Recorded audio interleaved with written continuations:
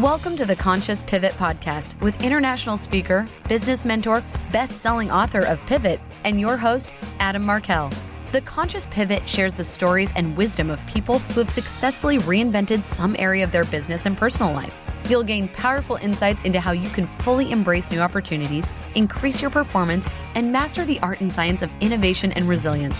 So please join Adam as he guides you on your conscious pivot. Hey, everybody. Welcome back to another episode of the Conscious Pivot Podcast. I'm your host, Adam Markell. I'm feeling incredibly blessed, as you probably are accustomed to hearing me say if you've listened to any of my podcasts previously. I really think that going to gratitude is the absolute end-all, be-all of life. And, on a good day, life can be challenging. On a great day, it's glorious, it's divine. And gratitude is just something that constantly is a grounding device for me. And so I am going to gratitude in this moment for so many reasons. Randy and I had the experience of taking our youngest daughter to college yesterday. So going to a beautiful school and having beautiful experiences and thinking back to the time when I was having those experiences personally as a college student, and that's a while ago at this point. And one of those amazing experiences was actually meeting Randy, meeting my wife in college. It's shocking, that is just literally a second ago. It's in time and space collapse, I feel, and to me that is a minute ago, and I am can identify with that person. And so being there yesterday and seeing our youngest daughter getting ready to embark on those experiences, it took me back to that. It made me stop and take stock in the time that has in fact passed. And it gave me pause to even consider the transition into this new phase of our lives that that's known as empty nesting, or we're empty nesting. I don't know what the heck that means, other than we have freedom to do whatever we want. We're alone. And that's such a cool thing in some ways. And it's also one of these things where I go, oh my goodness, what will we ever do with all that freedom? So I'm sitting here taking that in right now, feeling really good to be able to share that with all of you, because I know some of you are going through just experiencing different transitions in your life. And we have our oldest daughter's getting married in a couple of weeks. So lots of transitions here. And I feel incredibly blessed that not only to be able to have an opportunity to share some of those things and find out from you guys what is going on with all of you. And when you leave your comments, when you leave comments on the website, when you leave reviews and things, of course, it allows us to connect with you and find out what's going on in your world. So I invite you to do that, to leave a comment, to share what transitions and pivots and things you are experiencing right now, and what it is that you are doing in the process of that. How are you processing those things? I have a guest this morning that is, she's an expert at that. She helps business owners and business leaders process a lot of things to be able to gain clarity. And she does it in a very different way. I don't want to say a unique way, because I think there are quite a lot of people these days who are more and more recognizing some of their own intuitive abilities. And this topic that we're going to dive into today is not something that's so unusual any longer, although I still think it is definitely not, it's not commonplace, and there's still a lot that's not understood about it, and there's a lot of room for people to explore and grow from it. So I will first tell you her name is Laura Powers, and Laura is a celebrity psychic who's been featured on Buzzfeed and NBC and ABC and CBS and Fox, just to name a few. She helps people receive guidance and communicate with their loved ones. Ever since she was a child, Laura has seen and sensed ghosts and spirits, and she has learned how to manage those experiences, and now uses her experience communicating with angels, spirits, and other energy beings to help her clients better understand and change their lives. And just before we started the show, Laura and I were talking about how prevalent change is, not just the prevalence of change, but the velocity of change that's happening in the world, and how people are in fact dealing with that, how they are transitioning, and either they're doing things to consciously create more resilience in the face of that kind of onslaught of disruption at times, or how it is that potentially they're feeling the pressure of that and being even maybe worn out and exhausted by it. And Laura helps a lot of people in that space, a lot of people in business, a lot of entrepreneurs to get through some of those times, and not just get through them, but really find clarity to thrive. So Laura, thank you so much for being on the show this morning. It's a pleasure. Oh, thank you for having me. I'm so happy to be here. Yeah, way cool. So I read a bit about you from the bio and all that kind of thing. And usually those bios are, they're prepared by our marketing folks and all that, all true and the like. But is there something that's not written in that bio that you would love for people to know about you? Yeah, I guess I would just say that I had a kind of a wild childhood growing up, seeing and sensing things that other people didn't see. I thought maybe I was crazy because other people didn't experience things the way that I did. I tried to block it out for many years and was fairly successful in the sense that I stopped seeing and sensing things pretty completely, and then ended up in a bad place in my life. I was unemployed. I was physically ill. I was in a bad marriage, just really lost. And I went to a psychic, and of course I didn't tell her about all the things I'd seen growing up. And she said, well, when you blocked out that, you also blocked out your intuition, you blocked out the light, which made sense. So instead of learning how to handle all this stuff that was coming at me, I basically was like, put on a blindfold and just tried to figure it out. And that's when I ended up in this very bad place in my life. And then I set about opening back up psychically. I learned about angels. I invited them into my life. I had this incredible angelic visitation experience, and just did a really big pivot. So I bring that up because, that's the topic a lot of times of your show. Made a huge change in my life. I've been working in politics and higher education, and then went to working as a psychic. So in terms of worlds, you don't get much different than politics and psychic. So anyway, so my life ever since then has been, very magical.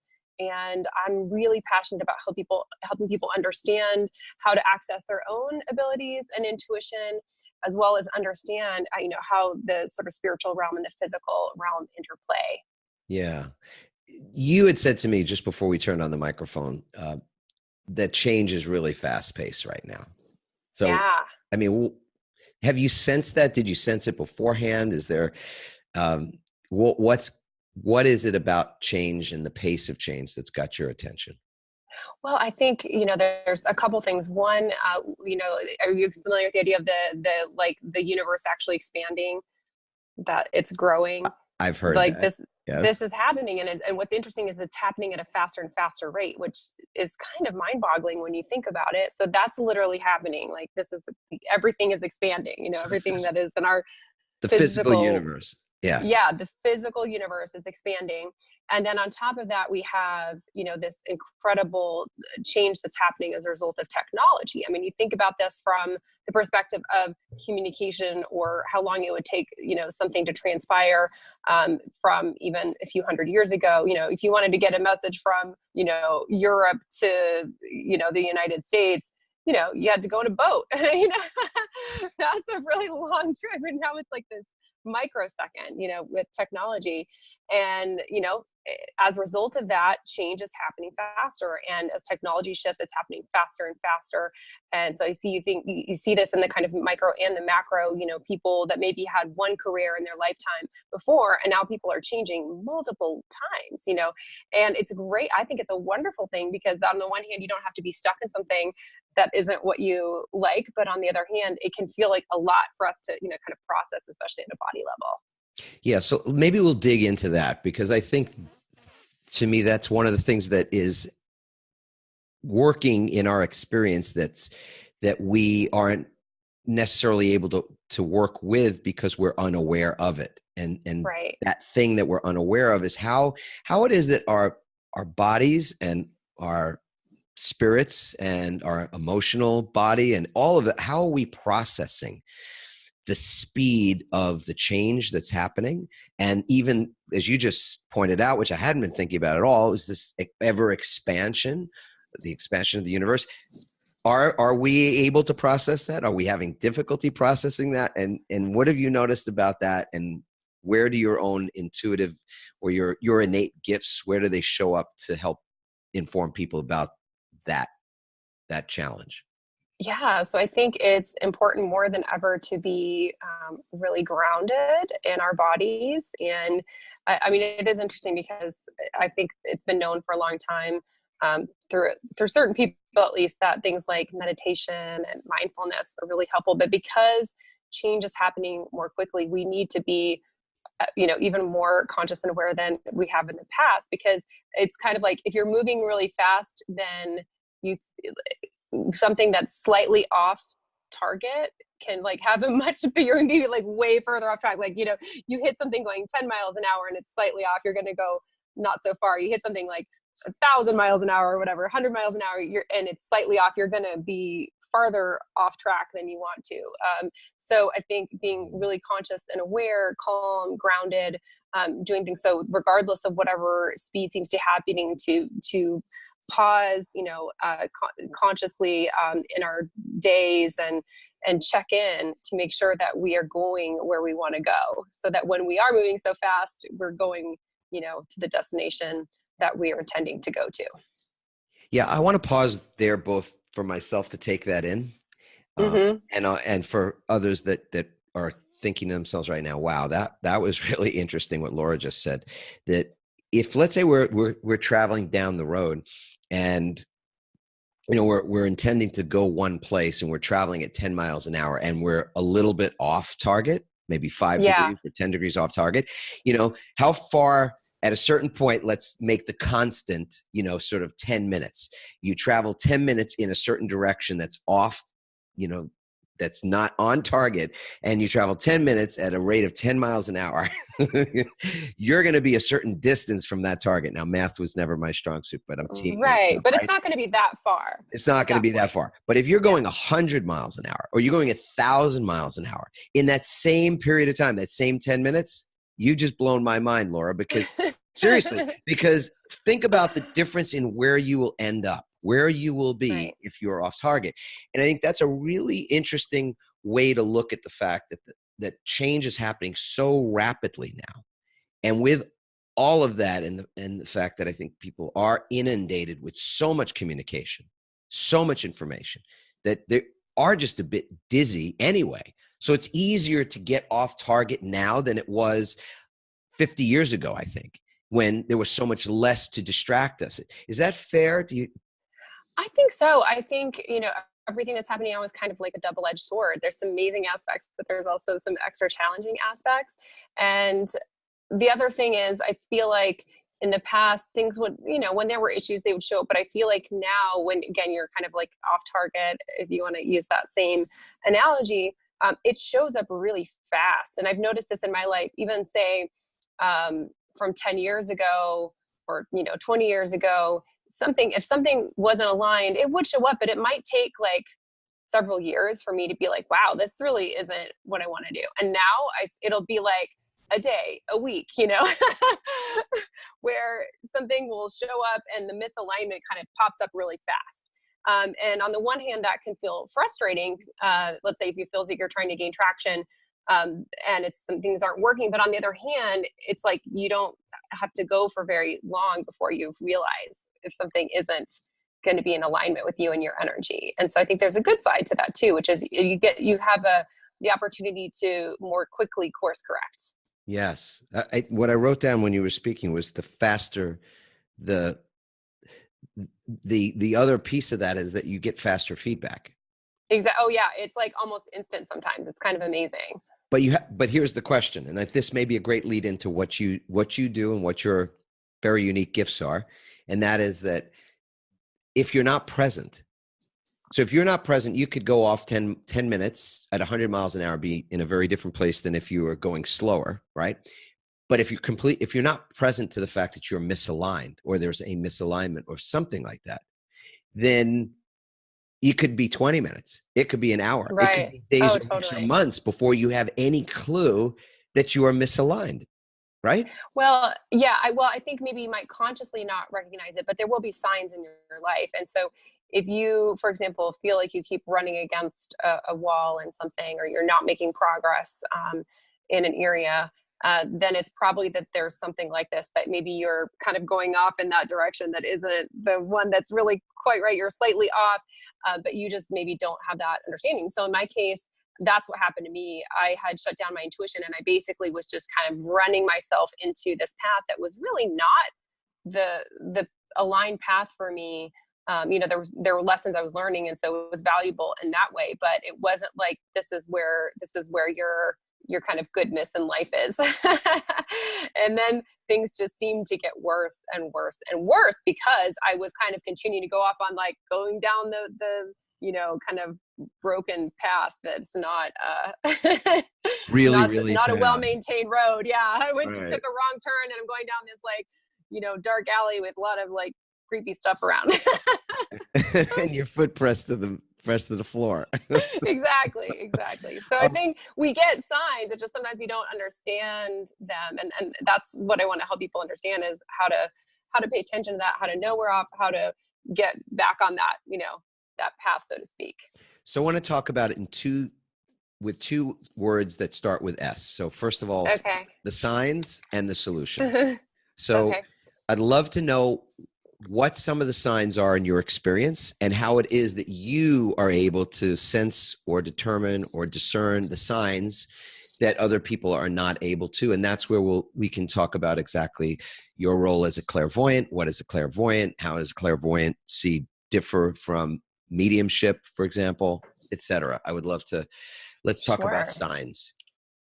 Okay, so we receive signs, so many different ways in our life, that the universe is constantly communicating with us, which may seem like a strange idea to some people, but, it's communicating with us through people in our lives, through things people say, through things we see and hear. So, something you hear on the radio, or a bumper sticker you read, or a book that's referenced, or a place.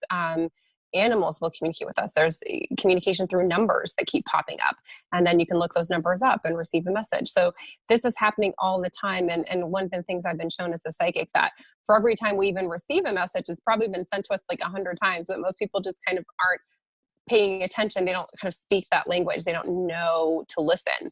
And then in terms of how I can help people with that, is I can literally see angels and spirit guides, and communicate with them directly. So that's something that most people have never cultivated. I actually believe that most people have way more abilities in this area than they know that they do, because we just aren't taught this. I mean, I would love, I have this vision of the future where, when kids are learning the ABCs, they're also learning how to meditate, and learning about psychic abilities, and learning to tune in for themselves and pay attention to their bodies, because their bodies are communicating stuff with us all the time. So even if you're not using and understanding those signs, at the very least, pay attention to your body. Your body is so wise and has so much to share with you. Hmm. Are there some classic signs? I mean, I'm sure there are too many signs to possibly enumerate, but are there some classic signs that you think people don't pay attention to that they could? You mentioned the body as an example. Oh, sure. So, physical illness in the body is often trained to tell us something, or aches and pains. And sometimes it's something we just need to experience through patterns and through time to understand. But I'll give an example, just because it's so interesting. So I have had a couple of times where I had, some pretty major back pain, and would do what you would typically do, go to the chiropractor or whatever, and it just wasn't getting better. And it wasn't even a situation where, like, oh, I picked something up and, like, there was an obvious, like, correlation of injury to pain, something that triggered said feeling in my back. And, and then it was through, paying attention to, kind of what was happening in my life, and then doing a little bit of research. So looking up, like, because I do believe that different pains and physical illnesses often will represent a pattern of things in our lives. So what I basically came to realize is that when I was having this back pain, that there was some kind of pattern or relationship in which I was feeling unsupported. And when we're feeling unsupported, ultimately the truth is we're allowing for that. So yes, that doesn't mean that there isn't someone or something in our life that is having this unsupporting energy, but it's our lack of boundaries with that situation that is allowing that in. So in the first situation where I hurt my back, I was still continuing communication with an ex of mine where it was like, I needed to just cut that off because it was just toxic and unhealthy. And then when I did that, my back got better. And then in the second time, it was a kind of similar situation with a client and personal contact where it was like, it was just interesting because I finally made this connection, like, why is my back hurting? And then I realized the pattern with this person was the same as the one with my ex. Some of the communication patterns, things were popping up, and it was like, oh, I just need to release this person. And then my back almost immediately started to feel better. So, paying attention and learning that when there's something going on in our body, there is something that our kind of unconscious mind, our physical self is trying to tell us. And, what happens in most cases is people like get upset even with their body. They're like, get upset and they kind of send negative energy to their body and maybe go to healers that are really just looking at the physical. And I think the best healers are the ones that are acknowledging that sort of emotional, spiritual component. Yes, do take care of the physical. I'm not saying not to go to doctors, maybe go to a chiropractor, go whatever it is that's happening with you. But at the same time, if you're not also addressing the other side, it's likely that you're not going to be getting the healing that you need. Yeah, Laura, really important that I think we understand if there are signs like language, like if we can't read a particular language, then we need somebody to interpret that language for us. And right. And so it seems like there are plenty of signs that we also ignore because we just don't interpret signs. We don't even know to listen, and so that's why I really want to help people understand this. So, for example, in terms of a body stuff, what is your body telling you with various illnesses or pains and things like that? There's a lot of online articles and things. And then in terms of a book, I recommend the book "You Can Heal Your Life" by Louise Hay, which breaks down some kind of general terms. So, like, what does it mean if you have a sinus infection or skin issues or whatever. And at least then it'll kind of point you in the direction of maybe the general area. You will still have to pinpoint in your life, like the specifics that's triggering it. But I recommend for people to start paying attention to their body, or even, when you're around certain people, do you feel heavy? Do you feel light? Do you feel a pain in your chest? Et cetera. All these things are really important to pay attention to. And then there's this external sign. So how the world around us is interacting with us. And we are getting those signs all the time. And it's a conversation. So just like communication with us, the universe is communicating with us, and we can ask for clarification. That was one of the interesting things. What I started was learning how you can ask for signs, and if you're getting them, if you're not sure, you can ask for clarification or it to be sent in a different way. And some of the ways that it will come in will be, quite striking and profound, and also sometimes really funny, but very direct. So I've had many, many experiences with this where the sort of answers that I received were so specific that it was kind of unreal. Would you mind sharing an example of that? Oh, sure. So one time I was feeling like I was getting the message to travel this particular trip, and I just asked for a sign. And then I was driving, and I was living in Burbank at the time, and I drove by this travel agency that I, by the way, had never seen before. And the name of the travel agency was Travel Laura. It was like, okay, well, I guess that's pretty clear, it can be so darn specific that it's hilarious. And the angels do have a very strong sense of humor. And I recommend paying attention to the signs, and again, paying attention to how things feel in your body. One of the most powerful things we can do is do maybe like a meditation, release any just kind of pent up energy that we have in our energy field. And then to check in. So let's say we're trying to make a decision. I'm trying to decide between option A and option B, just sit in your body. How does it feel to do the first option? How does it feel to do the second option? And you basically, if you can access that and just pay attention to even the subtle feelings in your body, thoughts that you have, impressions, it can help you basically look forward into actually taking that step. What would that feel like? And if you can trust yourself, you can help use that to make decisions. So for example, I got my certificate to teach English in Spain. And when I was looking at the different schools, there were like 13 schools. it was like, oh my gosh, how would you even compare all of those? There's just so many. And so all I did was like, I literally just tuned into each one and kind of felt the energy of each one. And through that, I was able to pick one that was truly magical. I mean, some of the people that I met through that school, this was about 10 years ago, I'm still in contact with now. And it was a really very synchronistic, wonderful place. Because of course, any decision that you make is not just about that one thing. It's also about the people that you meet and, the things that will unfold from that one thing. So, in a way where you eat, the route you take home, the school you sign up, all these things have this kind of ripple effect in a lot of different areas that you might expect. So I really recommend for people to use their intuition in all different kinds of life choices. Do you, in your work, do you train people on some level to actually use their intuition? I do, because of course, just like anything, it's so helpful to have someone walk you down that and help you understand the different things that are happening. So I teach group classes when I'm on location at various places. And then I do a lot of one-on-one training, which is extremely powerful with students, where we'll, work through a series of times, just learning, kind of basic psychic tools, how to do it safely, what their particular gifts are. Because like you mentioned, clairvoyance is one particular psychic ability, and clairvoyance means clear seeing in French, and that means seeing psychically. So you see, psychically in the spiritual realm, it's believed to be in the pineal gland, which is in the third eye in the brain. And that could be that you see things in your mind's eye. It could be seeing things in the physical. Some people are empaths, which means they feel emotions and energies outside of their body in their body. Some people have what's called psychometry, where you would literally get information from like holding something and touching it, like through your skin. Some people are clairaudient, where they hear.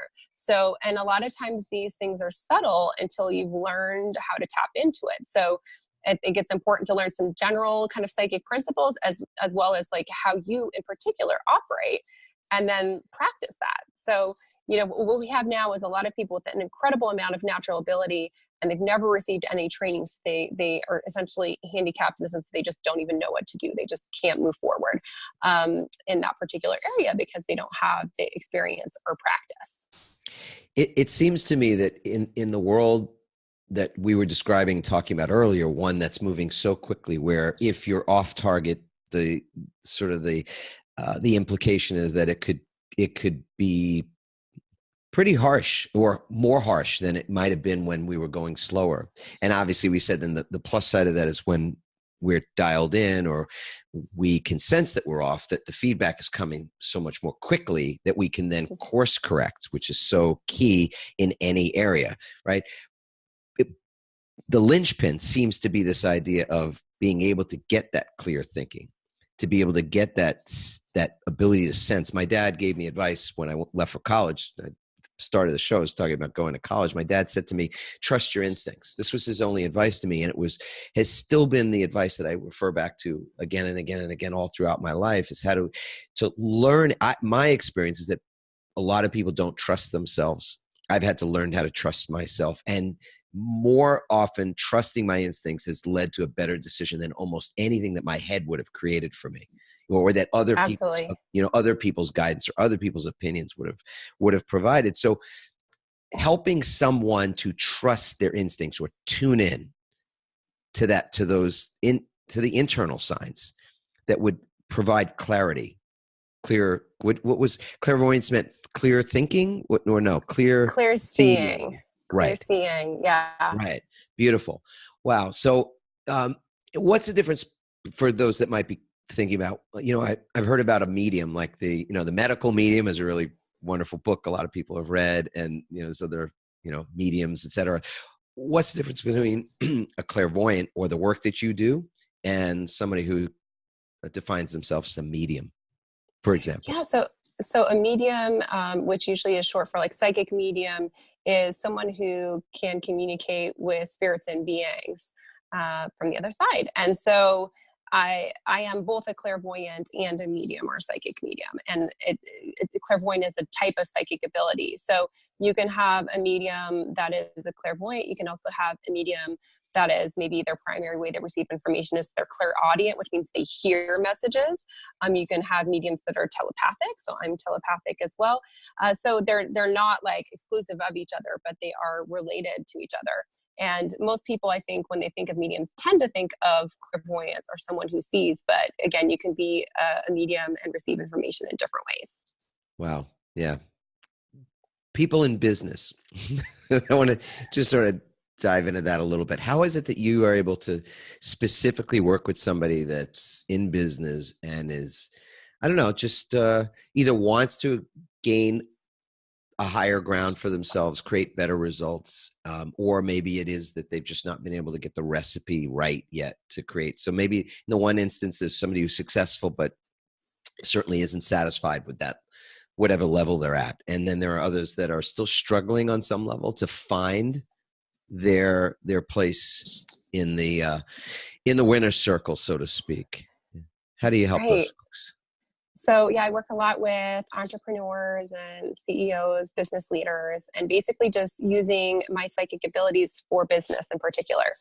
So psychic abilities can be used for anything. You can use them for, looking at health or relationships, looking at your life path. Like what we talked about, life path would be like kind of are you on the track of your road, the best road for you? And then in business with business owners, what I do is I just use my abilities to help with targeted information for them, anything that is maybe something to help clear an obstacle, or what are their goals, how can we work with their angels and spirit guides and make some changes in what they're doing to accomplish whatever it is that they're wanting to create. And I'm just doing it simply in terms of business, and I'll do that in two ways. One, I will ask the client whatever it is that's coming up, like what are they looking for, do they perceive as their struggles, what's going well, what isn't. And then also whatever it is that I'm getting psychically that maybe they aren't even aware of. Like, I had a situation recently with a client where she's looking to grow her business, and she's expanding much more into like national, getting some really big contracts for business, Whole Foods and, some pretty major retailers, for example. And I came up that one of her top employees wasn't a fit, and she was going to need to let her go. And it's always interesting when things kind of play out, because at first, sometimes when I give someone a message, they may not, kind of resonate with it. And in this case, she was like, I don't know, I really like her. And then 6 months later, she's like, yeah, I need to let her go. It just took a while for her to kind of see those things unfold. Whereas I was kind of seeing the energy. And when there's a misalignment of energy, it's just a matter of time before the physical shows up, right? And so I can tune in and sense that and help people with getting, kind of more on track more easily. And with people who aren't able to kind of tap into that, again, I just really recommend learning to connect with your own inner voice, learning to connect with how you receive information psychically. I have a book, Diary of a Psychic, where there's like some specific exercises you can do on your own if you would just want to practice that. I also offer psychic training. And then I think the first thing is just starting to really pay attention, and that will do huge things. You mentioned paying attention to your intuition. The biggest challenge for everyone, whether you're working as a psychic doing readings for other people or even intuiting for yourself, is that the logical mind will often just completely counteract whatever it is that you're getting. And it's almost like this battle between the logical mind and your intuition. And the more you learn to follow your intuition and things turn out well, then usually the easier it is to learn to trust that and not get pulled into that kind of logical, fallacies. Don't get me wrong, logic has its place, but there are many times when the logical mind is overriding spiritual truth. And it's interesting. I think that often that logical mind is associated with more of the male or the masculine energy, and more the intuitive or the heart space is associated with the feminine.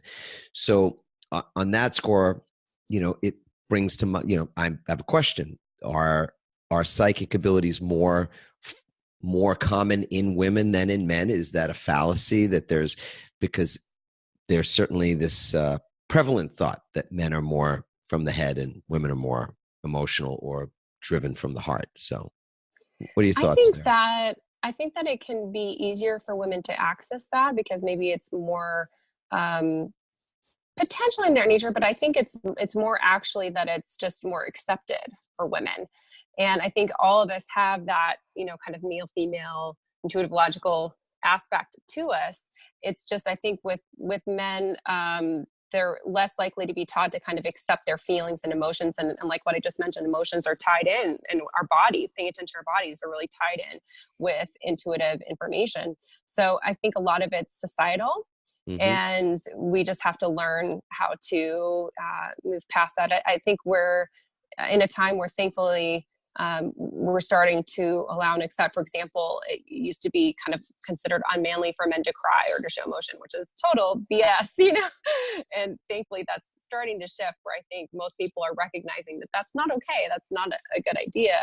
And as that happens, it allows for men to connect in more with their feelings, and therefore their intuition as well. Because a lot of times intuition will come in through feelings. It's like, the whole thing with like someone who's, a dangerous person, and like often people will have a feeling about that person. They will have, right. But their logic will be like, I couldn't put my finger on it. I couldn't. Exactly. Yeah, I didn't understand. I didn't know why I felt that way, but this person just gave me the creeps, or just knew something was off or whatever. Right. Right. But everything appeared fine. Maybe the logical mind was like, no, I should be polite, or no, it's fine. There's nothing to be afraid of, or whatever.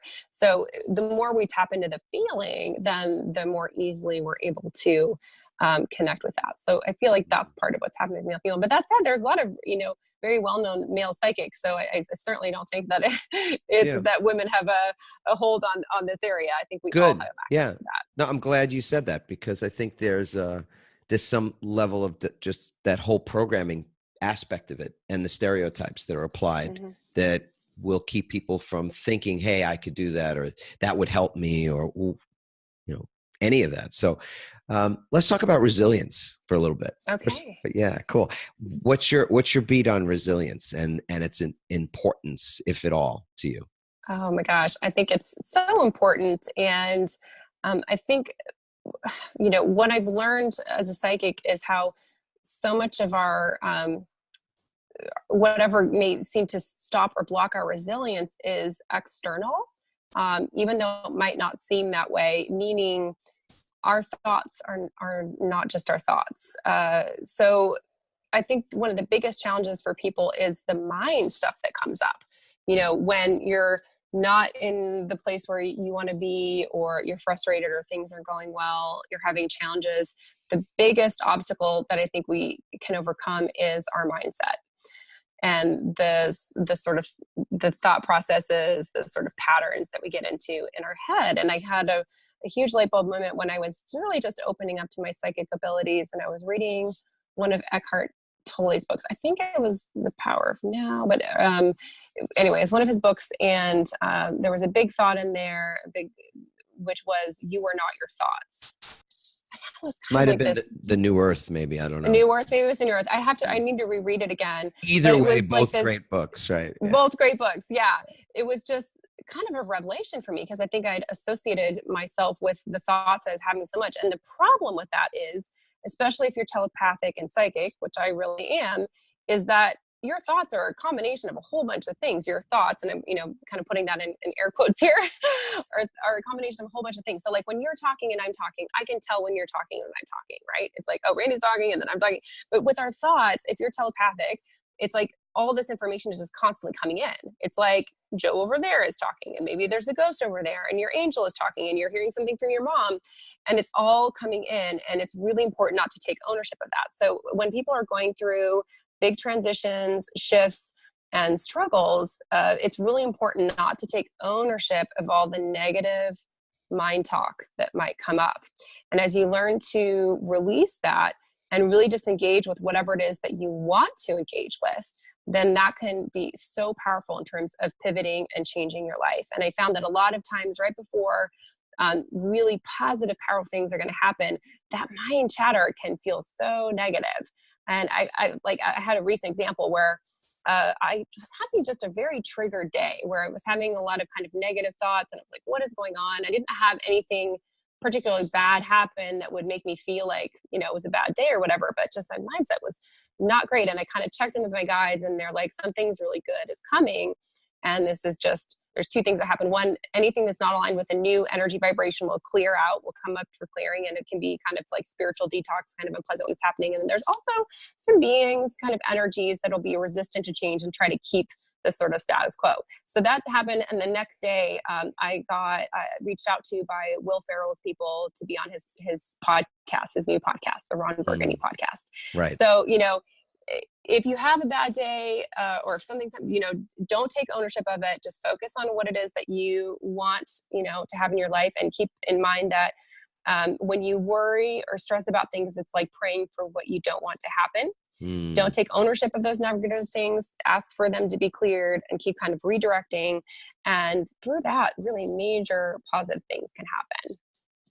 Beautiful. So if you were giving a resilience tip, let's say something by way of a ritual, something to consciously practice so that it could become a habit at some point, what would that ritual be? And maybe you can even share something that you do yourself to keep you in that reminded space. Sure. So doing a meditation or a thought activity that's specifically focused on clearing out energy that's not yours can be so powerful. So I have a grounding and clearing meditation that's available on my website or on my podcast, Healing Powers Podcast. I also post it on there, so you can listen to it there. But even just spending a few minutes, close your eyes, find a place where you can be quiet for a minute, and just visualize any energy that you've absorbed that's not yours or that you're ready to release to go deep into the earth.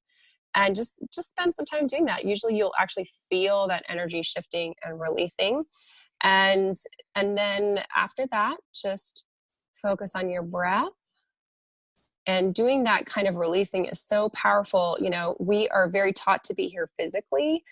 We learn to clean ourselves, physically. We take a shower, we brush our teeth, we wash our face, those kinds of things. But our energetic, emotional, and spiritual cleanliness and care is, I think, just as important, if not more important in some ways. And it's really important to do that. And again, we're just usually not taught to do that. So just spending even a few minutes a day to do that can have some really profound effects in terms of our life as a whole. So the washing, not just being an external washing, but what would internal washing look like for each of us? And how powerful, again, Laura, that's a beautiful visual for me. I'm a water sign, so I love to get in the water. So the cleansing piece is really profound on that side of it. And I realize that it's never just about, I like how I like to smell good. So it's certainly no aversion to doing what's required to smell good. But there's something more going on for me in the water than just the physical act of washing or cleansing. And absolutely. So finding that thing that's yours, so not everybody's going to be into that. I'm going to go in the ocean. I'm going to go surf. I'm going to go swim. I'm going to take a shower. That is it's both a physical act of cleansing, which is so obvious, but it's also something that's much more on the inside. And meditation is one of those things that you just described, something where you could close your eyes and just think about, what is there something that I'm feeling is either in my field, in my, that's impacting my energy, or is a voice in my head that I'm even questioning whether that's even mine. And even if you don't know, and I'd say this is just personal more than anything else, if I don't even know what it is that I want to release, that's okay too, right, Laura? Because you can ask the question, you can ask for guidance about what is there something that might serve me to become aware of and choose to let go or release. Yes? Absolutely. I mean, you don't have to know specifically what it is. A lot of times if you just set the intention to release your energy that's not yours, or energy that yours even that's you're ready to release, that alone right there is going to be really powerful. And if you like this sort of shower, light water aspect, doing a meditation where you visualize kind of a shower of light coming down on you can be very powerful, or being in a waterfall of light or something like that can be a very simple and effective tool to clear your energy fields. Beautiful. Anything else that you want to just, I don't typically end the shows and I'm not going to end the show in this way anyway, but I want to give you an opportunity to share anything else that you might in that space of how it is that people can cultivate more resilience. Is there something else you'd like to share? Yeah, I think a lot of times people are struggling because they are making themselves too small. They're aiming too low. And strangely, sometimes something much bigger, like that we think of as much bigger to accomplish, is actually easier to accomplish in our life. So I see that sometimes where people are like, they're struggling, and it's like, another way to think about it is they're not in the right aligned energy. So then things are really hard. But if they pop up to that level where their kind of soul wants to operate, then things can unfold a lot better. So sometimes when people are struggling, like, it's because you need to aim higher. You need to aim bigger and kind of get up to that next level. And we are way more powerful than we've been taught to think we are. And so when we can release that and just really get at, like, what is it that really kind of sets our soul on fire? What is it that we are really passionate about? And then move towards that, even if we don't know how that could unfold. But just set that intention and vision, ask your angels and spirit guides in the universe for help, and then just start to move forward. And it's amazing what can unfold. Was the invitation from Will Ferrell's group to join his podcast one of those answers to that kind of a meditative prayer? Yeah. Well, I mean, I'll be honest, I hadn't specifically said Will Ferrell, I'd love to connect with him, but I had set the intention for like large scale. I want to reach a lot of people. And I also don't feel like we need to suffer for our work. So I was like, I want to do more fun work. And, it's a comedy podcast. It was great. Totally. But I was still, answering honestly as a psychic. So even though it was comedy, it was still, I think, people learning from, what I was saying. So yeah, you don't have to, say, super specifically, like, I want that particular opportunity. If that particular thing is really important to you, say it, but you can list like qualities or parameters for what it is that you want to bring in, and then, open up and see what transpires. And the cool thing is, like, I didn't pitch them. They reached out to me, and, you just never know what's going to happen. Right. Playing bigger is such a relative thing. And it means can mean so many different things to so many people. So yeah, I mean, we've been getting calls a lot lately. It's for a very curious thing that just in the last month or so, since we'd helped a bunch of people to get on a TED stage, to do TED Talks and that kind of thing, that all of a sudden that the universe is bringing us people that's their definition of playing a bigger game, which it really is, because to stand on that little red circle and share a message is like a trippy, mind-blowing, amazing growth experience. And there's a lot that can come from that. So it's so interesting that you bring that up. Well, as we wrap up, I will share my waking ritual, which I love to remind myself of and remind, as many people as I possibly can. So it's a part of my commitment in doing this podcast, that this is a part of the way that we feel like we can have an impact and have it be positive. So my question, which I always ask every one of my guests, Laura, is, did you wake up today? Yes, I did wake up today, and it's an interesting time for me because I'm very busy in my life. Like, I have a lot of interviews and clients and big things I'm working on, and so I think I have to work extra hard to like we were saying, like, moving really fast. You have to make sure you're working on the right things, focusing on the right things. So I have to check in periodically. But when you work and connect with your angels and spirit guides, I think it becomes a lot easier to do that, because you're receiving this regular kind of download and communication all the time. So I think that's really helpful for me, that I can access this team of helpers that helps me do that. Beautiful. So I hope that the question, now I'll put the question out to everybody else. Did you wake up today? And I mean that both literally and figuratively, because there's nobody that I've ever met that if I ask this question, I say, so when you went to bed last night, were you guaranteed that you would wake up today? And everybody's always got the same answer, which is that no, there was no guarantee.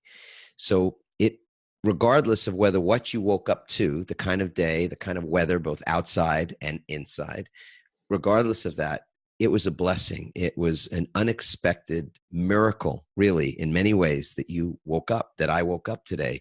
So in the presence of, in the face of that type of a thing, of a miracle or a magic or something unexpected and something that's even sacred, it's easy to be grateful. So there's sort of three parts to my waking ritual. One is the waking itself, because again, we got to do that. And I'm hoping and praying that we all do it again tomorrow, right? And there's the second part of just that acknowledgement of what a blessing that is, and to be in gratitude in that moment for that blessing. And the third piece are these four words that I've become accustomed to saying for many, many years, and have shared now with a lot of people as well. And those words are, I love my life. I love my life. Laura, what are those words? I love my life. Is that what you're saying? Yeah. Yeah. And I do. I love my life. And yeah, I hope everyone else. I love the way you too. put that. It was, I love my life, ? Yeah. Well, is that what you're wanting? Because I think that's really the case in so many ways for a lot of people. Yeah. Do I really love my life? And the question is, can you love your life no matter what? That's the thing. And so 10 seconds tomorrow when we all wake up, if you think about it for a moment, be in gratitude and give yourself a chance to, from the bed or from the floor or whenever it is, but you take those 10 seconds to say those words out loud and feel that energy and feel what it would be. What would it be like to love your life? No question mark. No question mark. So, Laura, thank you for being a guest on the show today. Really appreciate you. It was my pleasure. Thank you for having me. Yeah, awesome.